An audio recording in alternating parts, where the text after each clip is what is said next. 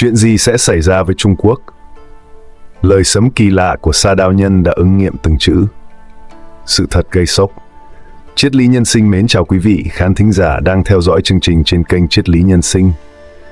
Khi ánh hoàng hôn buông xuống Lạc Dương, người ta vẫn còn bàn tán về một bóng dáng lạ kỳ xuất hiện giữa chợ. Câu chuyện bắt đầu vào khoảng năm 2019, tại một khu chợ nhỏ ở Lạc Dương, Trung Quốc. Người ta nhìn thấy một người đàn ông mang theo vài con dao, không giao bán, không mời mọc, chỉ đứng đó như một kẻ lữ hành xa lạ. Điều kỳ lạ là ai hỏi mua, ông ta cũng không lấy tiền ngay. Ông ta chỉ bán chịu, mỗi con dao đi kèm một tờ giấy tiên tri. Người mua phải cung cấp tên, số điện thoại và địa chỉ. Sau đó, nếu lời tiên tri trên giấy ấy ứng nghiệm, ông ta sẽ quay lại để đòi tiền. Vậy nếu lời tiên tri không thành sự thật thì sao? Không ai biết, vì chưa từng có ai dám khẳng định rằng những gì ông ta viết không xảy ra. Có người nói ông ta đã từng xuất hiện ở nhiều vùng khác, mỗi lần lại để lại một lời tiên tri kỳ bí. Những kẻ hoài nghi cho rằng đây chỉ là một chiêu trò của một gã lang thang nào đó. Nhưng rồi, người ta bắt đầu rùng mình khi nhận ra một số lời tiên tri của ông ta đang dần ứng nghiệm. Trước thảm họa lũ lụt khủng khiếp tại Hà Nam, vào tháng 7 năm 2021, người bán dao chịu, còn được người dân Trung Quốc gọi là Sa Đao Nhân, đã xuất hiện ở thành phố Tín Dương vào tháng 10 năm 2020 và để lại một dự ngôn kỳ lạ. Không chỉ vậy, một số lời tiên tri khác của ông ta còn ám chỉ đến những biến động chính trị lớn, khiến nhiều người tin rằng ông ta không đơn thuần là một người bán dao. Nhưng nếu ông ta thực sự biết trước tương lai, thì ông ta là ai? Vì sao lại dùng cách này để truyền đạt những dự ngôn? Những lời tiên tri của Sa Đao Nhân không chỉ nói về thiên tai hay biến động nhỏ lẻ. Ông ta nói về những thay đổi lớn, về những cái tên đầy quyền lực và về một người mà ai cũng biết. Giải mã dự ngôn. Lời tiên tri về Tập Cận Bình. Dưới ánh sáng mờ nhạt của quá khứ, một mảnh giấy cũ kỹ được trao tay cùng một con dao lạnh lẽo. Không ai biết điều gì đang chờ đợi phía trước. Những dòng chữ khắc trên giấy như một lời nguyền: bất tiếu chi đồ thịnh hồ Ngô Lâm, bạch hầu xuất thế, hắc thử khởi họa, dị kỳ tố vũ cánh trụy dạng tuyền, vấn kim thiên hạ kỳ ngôn hữu tống trung. Không chỉ đơn thuần là những câu chữ, chúng là những bí ẩn, những dự báo, những ẩn dụ về một thời kỳ đầy biến động. Bất tiếu chi đồ thịnh hồ Ngô Lâm, những kẻ không cười thịnh ở Ngô Lâm. Câu đầu tiên mở ra một khung cảnh u ám. Bất tiếu, trong Hán ngữ không chỉ đơn thuần là không cười, mà còn mang hàm ý sâu xa hơn. Những con người không còn nhân tính, những kẻ không biết đến niềm vui, chỉ có toan tính, mưu mô và sự tàn nhẫn. Trong văn hóa Trung Quốc, nụ cười thể hiện cảm xúc và tính cách. Người hay cười là người cởi mở, lương thiện. Lịch sử Trung Hoa từng ghi nhận nhiều vị hoàng đế không bao giờ cười, vì họ tin nụ cười thể hiện sự mềm yếu, sơ hở. Bất tiếu chi đồ có thể ám chỉ những kẻ lãnh đạo tàn nhẫn, cai trị bằng sự lạnh lùng và nỗi sợ hãi, những kẻ nắm vận mệnh đất nước nhưng đánh mất lòng dân. Còn Ngô Lâm. Trong lịch sử, Ngô Lâm là một ngôi làng cổ ở Tấn Giang, Phúc Kiến. Một điều trùng hợp là Tập Cận Bình từng sống và làm việc tại Phúc Kiến hơn 13 năm. Đây cũng là nơi mà nhiều quan chức thân cận của ông, thường gọi là Tân Quân Mân Giang, xuất thân và phát triển sự nghiệp, tạo thành một mạng lưới quyền lực mạnh mẽ. Như vậy, câu này có thể mô tả một thời đại đầy rẫy những kẻ không có nhân tính, hoặc chỉ ra một mạng lưới quyền lực tại Phúc Kiến nơi Tập Cận Bình có ảnh hưởng sâu rộng, và có thể mạng lưới này đang bước vào giai đoạn suy tàn. Bạch hầu xuất thế, hắc thử khởi họa, khỉ trắng xuất hiện, chuột đen gây họa. Câu thứ hai dự báo về một nhân vật quan trọng xuất hiện và một biến cố lớn. Bạch hầu, khỉ trắng không phải hình ảnh ngẫu nhiên. Trong thiên can địa chi, hầu ứng với thân, bạch, trắng ứng với hành kim, kết hợp lại tạo thành năm canh thân 1920, 1980, 2040. Năm 1920 đã quá xa, năm 2040 còn chưa tới. Khả năng duy nhất là năm canh thân 1980. Một người bước vào tuổi 43 vào năm 2023. Nhưng xuất thế không chỉ là sinh ra, mà còn là lần đầu tiên bước ra ánh sáng quyền lực, khoảnh khắc một kẻ không tên tuổi vươn lên nắm vận mệnh. Theo nghĩa này, người đó không chỉ 43 tuổi, mà có thể đã hơn 60, từng bước khẳng định vị thế chính trường. Còn hắc thử, chuột đen thường gắn liền với dịch bệnh, chiến tranh, thảm họa lớn. Nó có thể liên quan đến năm Nhâm Tý 1972-2032 hoặc tháng Nhâm Tý, thường rơi vào khoảng tháng 12 dương lịch. Đây có thể là mốc thời gian cho một biến cố trọng đại vào cuối năm hoặc đầu năm mới. Phải chăng sự xuất hiện của bạch hầu chính là dấu hiệu mở màn cho hắc thử, báo trước một thảm họa sắp ập đến? Dị kỳ tố vũ, cánh trụy dạng tuyền, lông trắng lạ lùng rơi xuống suối Dương. Đây có lẽ là câu dự ngôn quan trọng nhất và cũng khiến nhiều người rùng mình nhất. Tố vũ nghĩa là lông trắng. Nhưng nếu tra kỹ chữ Hán, ta thấy một điều đáng sợ. Chữ Tập trong tên Tập Cận Bình được tạo thành từ hai bộ vũ chồng lên nhau. Bên dưới là chữ bạch, trắng. Lời tiên tri này dường như đang chỉ đích danh một người, một nhân vật mang lông trắng trong tên gọi. Cánh trụy dạng tuyền có nghĩa là ngã xuống, chìm vào suối Dương Tuyền. Dương Tuyền cũng là một thành phố thuộc tỉnh Sơn Tây.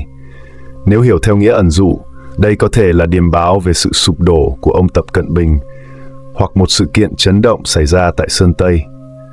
Một sự trùng hợp đáng kinh ngạc khác, trong cuốn Thiết Bản Đồ, một bộ tiên tri nổi tiếng, cũng có câu nói về chim lông trắng đâm vào núi mà chết. Phải chăng dự ngôn của Sa Đao Nhân đang ứng nghiệm với tiên tri trong Thiết Bản Đồ? Và nếu đúng như vậy, nhân vật này sẽ phải đối mặt với một kết cục bi thảm không thể tránh khỏi. Vấn Kim Thiên Hạ kỳ ngôn hữu Tống Trung, hỏi trời đất này mấy lời nói về cái kết của nhà Tống. Câu cuối cùng nhắc đến một so sánh lịch sử: Kim Thiên Hạ ngày nay và hữu Tống, nhà Tống. Một lời than thở, một tiếng vọng từ quá khứ. Khi nhìn vào thế cục hôm nay, kẻ tiên tri không tìm kiếm tương lai trong những điều mới mẻ mà lại quay về triều đại Tống, một thời kỳ từng ghi dấu với những biến động long trời lở đất. Triều Tống từng chia thành Bắc Tống và Nam Tống. Sự phân rã này đánh dấu sự suy yếu không thể cứu vãn. Bắc Tống từng đặt kinh đô tại Khai Phong, nhưng rồi bị quân Kim đánh bại trong sự kiện Tĩnh Khang, đẩy cả triều đình vào cảnh lưu vong. Đến năm 1297, Nam Tống cũng bị diệt vong sau trận hải chiến Nhai Sơn. Nếu lời tiên tri này ứng nghiệm, phải chăng Trung Quốc ngày nay cũng đang đi vào con đường cũ? Một đất nước phát triển kinh tế nhưng tiềm ẩn mâu thuẫn nội bộ, đối mặt với những sức ép từ bên ngoài. Một chính quyền tưởng như mạnh mẽ nhưng có nguy cơ chia rẽ, dẫn đến một thời kỳ hỗn loạn, phân ly. Dự ngôn đang ứng nghiệm. Trên những nẻo đường phủ đầy lớp bụi thời gian, lịch sử không ngừng xoay vần, để lại dấu chân của những đế chế từng thịnh rồi lại suy. Đôi khi ta chợt nhìn lại và thấy bóng dáng của ngày hôm qua đang lặp lại, chỉ khác là những con người mới, những bàn cờ mới, nhưng nước cờ vẫn như cũ. Trung Quốc ngày nay có phải đang đứng trước một ngã rẽ định mệnh? Nền kinh tế từng rực rỡ giờ đây lại lặng lẽ suy giảm. Những tòa nhà chọc trời đứng sừng sững, nhưng thị trường bất động sản lại lung lay như những mảng tường nứt vỡ. Người trẻ thất nghiệp, kẻ giàu chuyển tài sản ra nước ngoài. Chính quyền thì chật vật đưa ra những biện pháp kích thích kinh tế, nhưng chỉ như những giọt nước rơi vào sa mạc khô cằn. Chỉ số giá tiêu dùng sụt giảm, và người dân càng tiết kiệm hơn là chi tiêu, như thể họ cảm nhận được cơn bão đang đến gần. Có lẽ vận mệnh của một đất nước cũng giống như những con sóng, có lúc dâng cao, có lúc lặng lẽ rút đi, và có khi nhấn chìm cả một đế chế. Bắc Tống đã từng nghĩ rằng mình trường tồn nhưng rồi cũng sụp đổ trong nhục nhã. Nam Tống từng cố níu giữ sự tồn tại nhưng rồi cũng chỉ còn là tàn tro của lịch sử. Và nếu lịch sử là một thói quen kỳ lạ, thì đó chính là việc lặp lại chính mình theo những cách bất ngờ nhất. Nhưng liệu số phận có thực sự đã được viết sẵn? Hay con người vẫn còn quyền lựa chọn? Liệu có ai đó có thể chống lại bánh xe lịch sử, hay tất cả chỉ đang bước tiếp trên con đường đã được định đoạt từ lâu? Và bạn, người đang lắng nghe câu chuyện này, bạn nghĩ gì? Bạn có tin rằng mọi thứ đều là ngẫu nhiên, hay đây là bản nhạc dạo đầu cho một biến cố lớn hơn? Hãy để lại suy nghĩ của bạn. Và nếu bạn cũng cảm nhận được điều gì đó đang thay đổi, hãy cùng chúng tôi theo dõi và chờ xem liệu tương lai có thực sự đã được tiên đoán từ rất nhiều năm trước. Đừng quên ấn like, đăng ký kênh của Triết lý Nhân sinh để không bỏ lỡ những câu chuyện ly kỳ khác, và để cùng nhau đi qua những bí ẩn của thế gian này. Trong suốt chiều dài lịch sử, Trung Quốc không chỉ nổi tiếng về nền văn minh rực rỡ, mà còn về vai trò của các nhà tiên tri. Những lời tiên tri trong quá khứ không đơn thuần là những dự đoán ngẫu nhiên, mà là sự kết hợp của kiến thức sâu sắc về thiên văn, triết học và sự thấu hiểu về vận mệnh của quốc gia. Những lời tiên tri đó luôn chứa đựng sự lo âu về tương lai và mối quan hệ nhân quả với hiện tại. Trong nhiều trường hợp, chúng đã trở thành sự thật, khiến nhiều người kính nể, nhưng đồng thời cũng lo lắng. Hãy kiên nhẫn xem hết video này của Triết lý nhân sinh, vì từng chi tiết đều là chìa khóa mở ra thông điệp quan trọng ở phần cuối. Triết lý nhân sinh đã cẩn thận tổng hợp thông tin từ nhiều nguồn đáng tin cậy. Mong các bạn đón nhận với tâm thế hoan hỉ, yêu thương, không phán xét. Chỉ khi giữ lòng bình an, chúng ta mới hiểu hết ý nghĩa sâu sắc ẩn giấu bên trong. Thiên thời hạo kiếp, vạn quốc sầu, long đầu xà vĩ, ác quỷ hưu, mã quy cựu tào, độ trường giang, kim lăng trọng trình, hồi cố hương, tạo tận quần ma, an thiên hạ, trung quy Trung Quốc, định gia bang. Hoàng Bá Thiền sư Lưu Bá Ôn và các nhà tiên tri trong Thôi Bối Đồ đã cảnh báo về vận mệnh Trung Quốc. Sau năm Canh Tý 2020, đất nước này sẽ bước vào giai đoạn biến động lớn. Lời tiên tri ấy dường như đã ứng nghiệm khi đại dịch COVID-19 bùng phát, đẩy Trung Quốc vào khủng hoảng chưa từng thấy. Một cường quốc từng hùng mạnh giờ đây đối mặt với bạo loạn, biểu tình và sự mục nát từ bên trong. Những vấn đề chính trị, kinh tế và xã hội bắt đầu lộ rõ, khiến nhiều người không khỏi liên tưởng đến sự sụp đổ của Liên Xô vào năm 1990. Câu hỏi lớn mà nhiều người đặt ra là khi nào chính quyền Trung Quốc sẽ sụp đổ và đâu là những dấu hiệu của điều đó. Trong video này, các tiên tri như Hoàng Bá Thiền sư và Lưu Bá Ôn được trích dẫn để làm rõ câu trả lời. Cả hai đều dự đoán rằng Trung Quốc sẽ trải qua một giai đoạn suy thoái nghiêm trọng với cả kinh tế lẫn chính trị. Đặc biệt, năm Giáp Thìn 2024 được coi là thời điểm bản lề khi Trung Quốc bắt đầu bước vào một chu kỳ biến động không thể tránh khỏi. Theo thuyết Tam Nguyên Cửu Vận, năm 2024 sẽ đánh dấu sự bắt đầu của Hỏa Vận, một giai đoạn được dự đoán sẽ mang lại nhiều tai họa cho Trung Quốc. Từ năm 2024 đến 2025, các dự ngôn đều chỉ ra rằng đây là thời kỳ khởi đầu cho sự thay đổi sâu rộng không chỉ với Trung Quốc mà còn với thế giới. Những biến động này có thể là dấu hiệu của sự sụp đổ của một chế độ đã tồn tại gần một thế kỷ. Liệu Trung Quốc sẽ trụ vững hay sụp đổ? Câu trả lời còn nằm ở phía trước, nhưng chắc chắn rằng những biến cố sắp tới sẽ mang tính quyết định đối với vận mệnh của đất nước này và cả thế giới. Khi tiên tri về khí vận chính quyền của Trung Quốc, thời hiện đại, Hoàng Bá Thiền sư, một cao tăng đắc đạo nổi tiếng vào thời kỳ nhà Đường, đã tiên tri như sau.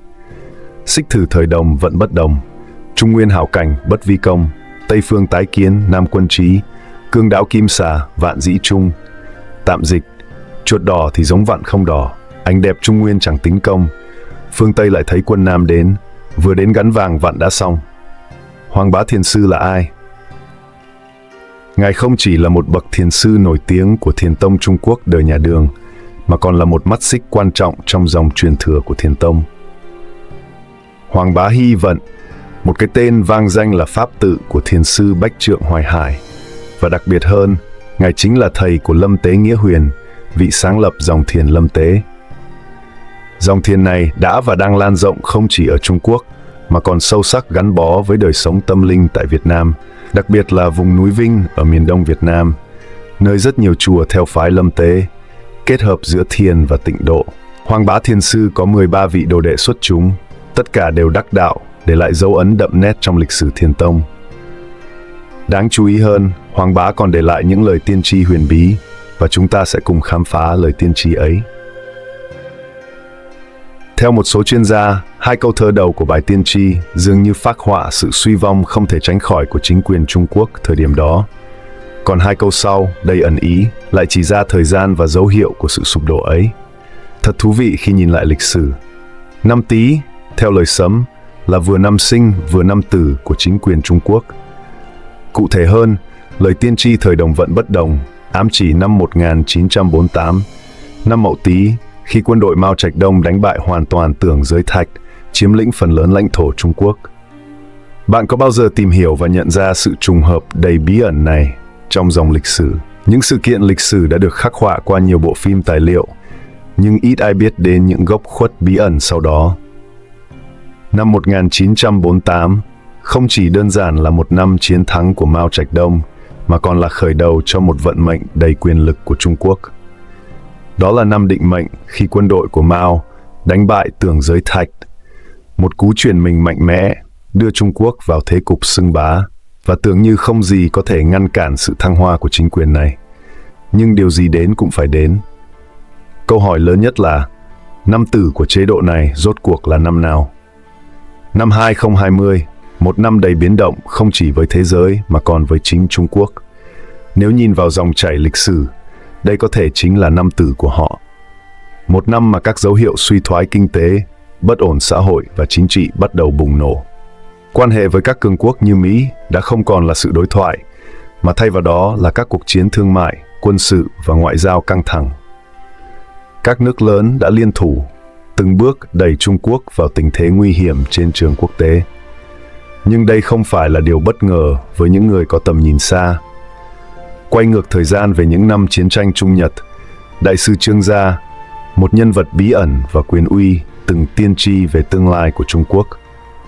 Ông cảnh báo Tưởng Giới Thạch rằng nếu chiến thắng nên đặt đô ở Tây An để củng cố quyền lực. Còn nếu thất bại, điểm cuối cùng mà ông có thể dựa vào chính là Đài Loan. Ông để lại câu nói đầy ám ảnh: thắng thì không rời An, bại thì không rời Loan. Tưởng Giới Thạch vì không nghe theo đã phải chứng kiến sự thất bại cay đắng của mình và buộc phải rút lui về Đài Loan. Trương Gia, cái tên không chỉ đơn giản là tên riêng, mà là một danh xưng tương tự như cách gọi Đức Lạt Lai Lạt Ma. Vị đại sư này không chỉ là một tôn giáo lãnh tụ, mà còn là người từng thấy trước tương lai của đất nước trong bức tranh hỗn loạn của chiến tranh. Nếu Tưởng Giới Thạch nghe lời ông, lịch sử Trung Quốc liệu có khác đi? Hay chúng ta sẽ không bao giờ được biết đến tên Đài Loan như ngày nay? Những câu hỏi bỏ ngỏ, những dấu vết lịch sử chồng chất, tất cả gọi lên sự bí ẩn của một Trung Quốc sau năm 2020, khi lời tiên tri dường như đang dần trở thành sự thật.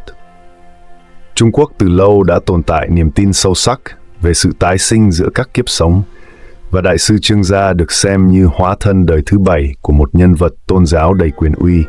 Không chỉ là một lãnh tụ tôn giáo, Trương Gia còn đóng vai trò quan trọng trong việc cố vấn cho chính phủ Quốc dân Đảng trong giai đoạn khốc liệt nhất của cuộc kháng chiến chống Nhật.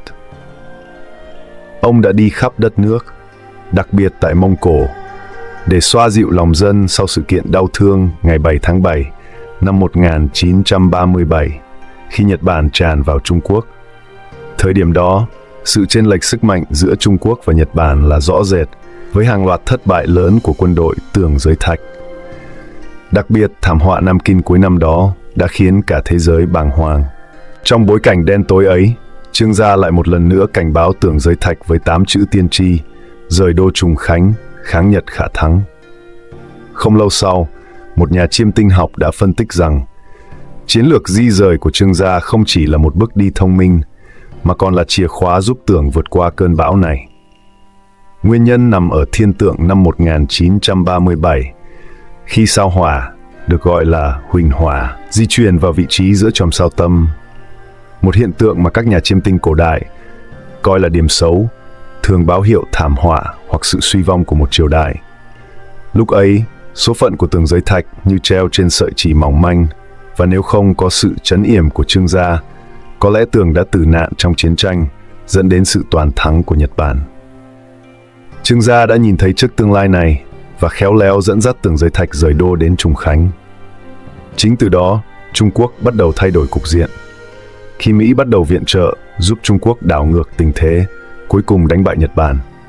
Thế nhưng, ngay sau chiến tranh, Trương Gia lại đưa ra một lời tiên tri mới, khuyến cáo Tưởng Giới Thạch không nên quay trở lại Nam Kinh hay tiếp tục ở Trùng Khánh, mà hãy rời đô đến Tây An. Lý do tại sao? Thiên tượng đã thay đổi. Sao Thổ được xem là phúc tinh, bắt đầu tiến vào trầm sao Tỉnh Tú. Người Trung Hoa cổ đại tin rằng sự thay đổi của các thiên thể sẽ đối ứng với vận mệnh của các khu vực trên trái đất. Khu vực tương ứng với sao Tỉnh Tú chính là đất Tần, nơi thuộc vùng Thiểm Tây, nơi Diên An, thành trì của Mao Trạch Đông, đang ngày càng trở nên mạnh mẽ. Trương Gia nhận ra rằng sao Thổ đang đem lại phúc khí cho vùng đất mà Mao Trạch Đông đang chiếm đóng. Ông với lòng trung thành sâu sắc đối với chính phủ quốc dân, không muốn quyền lực rơi vào tay phe vô thần của Mao. Do đó, ông đã khẩn thiết khuyên Tưởng Giới Thạch rời đô về Tây An để có thể trấn áp Diên An, nơi Mao đang từng bước củng cố quyền lực. Tiếc rằng Tưởng Giới Thạch một lần nữa không lắng nghe lời khuyên này và kết cục lịch sử đã nghiêng về phía Mao Trạch Đông. Liệu Tưởng Giới Thạch đã bỏ lỡ cơ hội cuối cùng để thay đổi vận mệnh của Trung Quốc, hay chính thiên tượng đã định sẵn trong một sự chuyển giao quyền lực không thể tránh khỏi? Những sự kiện này mãi mãi là bài học lớn trong lịch sử, nơi mà khoa học và huyền học, chính trị và tâm linh đang xen, mở ra những điều bí ẩn chưa từng được giải đáp. Tưởng Giới Thạch và chính phủ quốc dân không nghe theo lời khuyên của đại sư Trương Gia, và điều đó đã đẩy họ vào cái gọi là lời nguyền phong thủy Nam Kinh. Trong suốt chiều dài lịch sử, Nam Kinh đã luôn gắn với số mệnh ngắn ngủi của bất kỳ triều đại nào đóng đô tại đây, và lần này cũng không ngoại lệ. Sau khi chuyển về Nam Kinh, quân đội của Tưởng liên tiếp bại trận, mất dần quyền kiểm soát toàn bộ đại lục. Trong khi đó, tại Diên An, từ năm 1944 đến năm 1938, một thế lực bí ẩn từ bầu trời chiếu rọi lên quân đội của Mao Trạch Đông. Sao Thổ ở vị trí sao Tỉnh Tú mang theo phúc tinh đã tạo ra vận khí không thể cản phá cho lực lượng của Mao. Đỉnh điểm của vận khí ấy là vào năm Mậu Tý 1948, khi mọi nỗ lực chiến đấu của Quốc dân Đảng đều trở nên vô nghĩa trước một quân đội dường như bất khả chiến bại. Tuy nhiên, định mệnh luôn biết cách tạo ra những khúc ngoặt bất ngờ. Vào tháng 10 năm 1949, giữa cơn sóng dữ, Quốc dân Đảng đã tạo nên một kỳ tích, trận Kỳ Môn. Quân đội của Tưởng Giới Thạch, dưới sự chỉ huy của Tôn Lập Nhân, đã chiến đấu ngoan cường và tiêu diệt hoàn toàn lực lượng đổ bộ của quân đội Mao Trạch Đông. Khi tin chiến thắng vang dội này đến tai Tưởng Giới Thạch, ông không tin vào tai mình.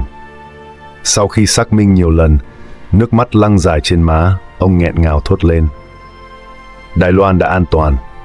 Chiến thắng ấy đánh dấu sự phân chia của eo biển Đài Loan, đồng thời biến lời tiên tri của Trương Gia thành sự thật. Bại không rời Đài Loan. Đài Loan trở thành nơi ẩn náu cuối cùng, nơi Tưởng Giới Thạch có thể xây dựng một quốc gia mới, dù số phận của đại lục đã không còn thuộc về ông. Nhưng câu chuyện chưa dừng lại ở đó. 72 năm sau, năm 2020, Trung Quốc một lần nữa đối mặt với biến cố lớn. Đại dịch Covid-19 ập đến như một cơn bão tàn khốc, không chỉ làm rung chuyển toàn thế giới, mà còn đưa vận mệnh của Trung Quốc vào khủng hoảng.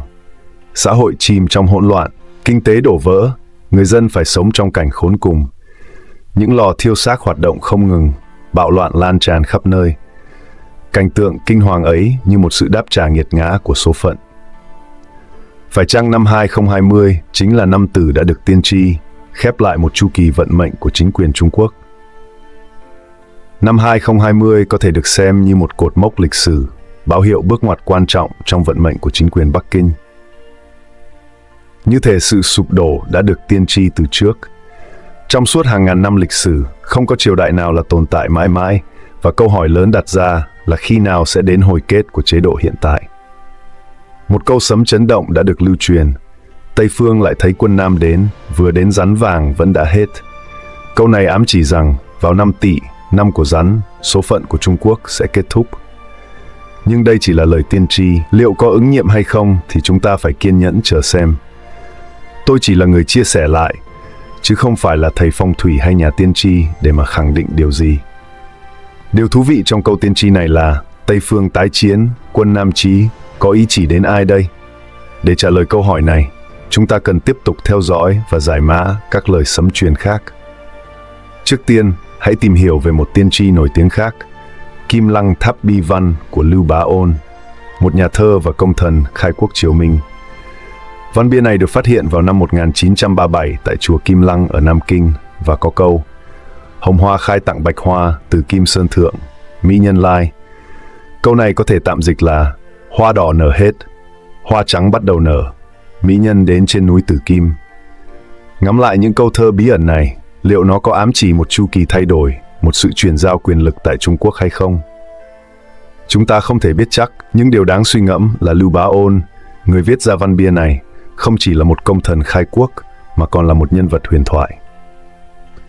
Ý nghĩa của những câu thơ này mở ra một bức tranh đầy bí ẩn và sâu sắc về vận mệnh của Trung Quốc và Đài Loan. Hình ảnh hoa đỏ và hoa trắng dường như không chỉ là những lời thơ hoa mỹ, có thể là cách Lưu Bá Ôn ám chỉ đến hai quốc kỳ của Trung Quốc và Đài Loan. Quốc kỳ Trung Quốc có nền đỏ tượng trưng cho hồng hoa, trong khi quốc kỳ Đài Loan có nền xanh và mặt trời trắng, chính là bạch hoa. Màu xanh ấy tượng trưng cho sự trong sạch, sự kiên cường của dân tộc, trong khi màu trắng lại mang ý nghĩa của sự công bằng, bình đẳng và dân quyền. 12 tia sáng từ mặt trời trên quốc kỳ Đài Loan giống như 12 cánh hoa trắng, tượng trưng cho thời gian không ngừng trôi và cũng là biểu tượng cho sự trường tồn của dân tộc. Còn về hình ảnh núi Tử Kim, rất có thể ám chỉ Nam Kinh, nơi từng là thủ đô của chính quyền thượng giới Thạnh. Mỹ nhân trong thơ văn cổ thường chỉ những điều cao quý, nhưng ở đây Mỹ có thể là hình ảnh ẩn dụ cho nước Mỹ, quốc gia có tầm ảnh hưởng lớn trên toàn cầu. Nếu kết nối những chi tiết này lại, có thể suy ra rằng, với sự hỗ trợ từ Mỹ, Quốc dân Đảng Đài Loan sẽ giành lại quyền kiểm soát Trung Quốc và Nam Kinh, có thể một lần nữa trở thành thủ đô. Khi đó, quốc kỳ Trung Quốc sẽ nhường chỗ cho quốc kỳ Đài Loan, và hoa đỏ sẽ tàn để nhường cho hoa trắng nở rộ. Điều này thật sự trùng hợp với một bài thơ cổ của một đạo nhân thời nhà Nguyên, trong đó dự đoán việc Quốc dân Đảng trở lại Nam Kinh với sự trợ giúp từ phương Tây. Câu thơ mở đầu đã nhấn mạnh sự khốc liệt của thời đại. Thiên thời hạo kiếp vạn quốc sầu, một hạo kiếp bao trùm lên toàn thế giới, mang lại nỗi đau và mất mát cho một muôn nước. Còn long đầu xà vi ác quỷ hưu dường như ám chỉ sự sụp đổ của chính quyền Trung Quốc, mà nhiều người tin rằng là chính quyền hiện tại. Hình ảnh này trở nên rõ ràng hơn nếu nhìn vào sự kiện năm 2020, khi đại dịch COVID-19 bùng phát, đẩy cả thế giới vào tình cảnh khốn khó, và Trung Quốc bị xem như nguồn cơn của vạn quốc sầu. Nhưng theo những dự ngôn, sự suy tàn này sẽ không kéo dài quá lâu. Năm 2024, năm Thìn và năm 2025, năm Tỵ, có thể là thời điểm kết thúc chu kỳ này. Mã Quy cựu Tào, ngựa trở về cố hương, ám chỉ Quốc dân Đảng Đài Loan sẽ quay lại Nam Kinh và tái lập quyền lực một khi họ ổn định được tình hình. Quân Ma, những thế lực xấu xa sẽ bị quét sạch, mang lại sự bình yên cho Trung Quốc.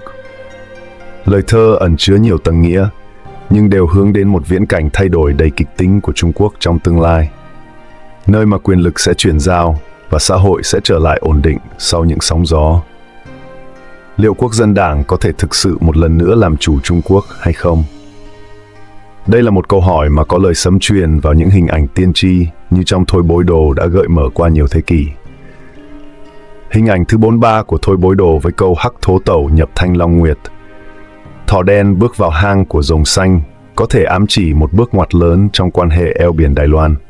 Khoảnh khắc này có thể xảy ra tại giao điểm giữa năm Thỏ 2023 và năm Rồng 2024, một thời điểm đã được nhắc đến trong các tiên tri từ hàng nghìn năm trước. Không chỉ vậy, năm 2024 còn là năm bầu cử quan trọng tại nhiều quốc gia lớn, bao gồm cả Hoa Kỳ. Những thay đổi lớn về quyền lực thường đi kèm với hỗn loạn và khủng hoảng. Và trong bối cảnh đó, bất kỳ sự chuyển giao quyền lực nào cũng có thể mang lại sự thay đổi sâu sắc trong trật tự thế giới. Tại Hoa Kỳ, các cuộc bầu cử luôn đi kèm với những biến động về những cuộc ám sát và biến cố xoay quanh các lãnh đạo như Donald Trump trở thành sự thật, thì thế giới sẽ chứng kiến một cơn bão chính trị chưa từng có. Đi sâu hơn vào hình ảnh của Thôi Bối Đồ, đã có thể thấy sự liên quan đến số 43, một con số đã xuất hiện không chỉ trong các lời tiên tri Trung Quốc, mà còn trong di tích cổ Göbekli Tepe ở Thổ Nhĩ Kỳ, một nơi được cho là ghi lại những thảm họa tiền sử khổng lồ. Trên cột đá số 43 của Göbekli Tepe, hình ảnh một con kền kền kéo quả cầu cùng các loài chim và bọ cạp có thể đại diện cho một sự kiện thảm khốc từ thời xa xưa, nếu như hình ảnh này có phản ánh một chu kỳ lịch sử tái diễn, nơi nhân loại bước vào một thời kỳ tái sinh đi kèm với sự hủy diệt. Trở lại với quan hệ eo biển Đài Loan, hình ảnh trong Thôi Bối Đồ về một người lớn đứng ở Tây Bắc, giơ tay đe dọa một đứa trẻ, mang một thông điệp sâu sắc về tình hình căng thẳng, nhưng vẫn đứng vững, không tỏ ra sợ hãi trước sự đe dọa từ phía chính quyền Trung Quốc. Điều đáng chú ý là đứa trẻ mặc quan phục một dấu hiệu của chính thống, trong khi người lớn mặc đồ thường ám chỉ một sự mất chính danh của kẻ đang đe dọa.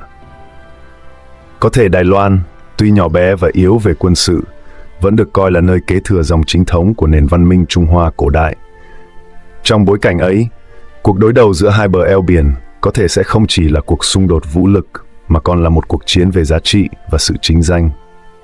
Một số người tin rằng, với sự hỗ trợ từ Hoa Kỳ, Quốc dân Đảng Đài Loan có thể sẽ một lần nữa giành lại quyền kiểm soát Trung Quốc, hoặc ít nhất là tái lập sự chính danh của mình trên trường quốc tế.